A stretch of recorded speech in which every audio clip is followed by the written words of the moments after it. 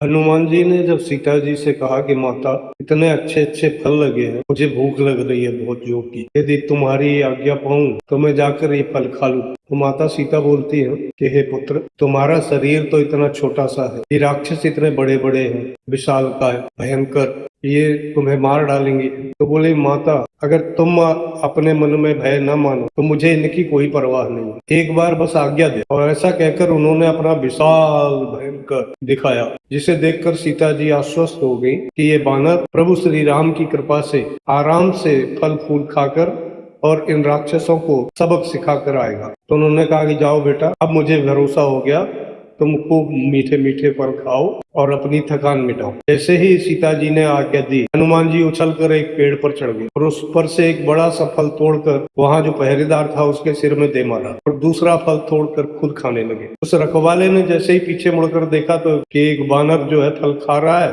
और उसी फल से मुझे मार भी रहा है। वो दौड़ कर आया, हनुमान जी ने एक मुट्ठिका मारी और एक मुष्टिका में ही उसके प्राण पके उड़ गए। जब दूसरे राक्षसों ने देखा तो वे भी दौड़े हनुमान जी को पकड़ने के लिए। हनुमान जी का कहाँ हाथ आने वाले थे, एक पेड़ से दूसरे पेड़ पर, दूसरे से तीसरे पर फल तोड़ते, मारते और खुद खाते जाते थे, पेड़ उखाड़ देते थे। इस तरह करके उन्होंने वहां जितने भी राक्षस थे रखवाले, उनको छका दिया। जब राक्षस बहुत व्याकुल हो गए तो वहीं एक मठ था राक्षसों का, वहां भी पहरेदार लगे हुए थे।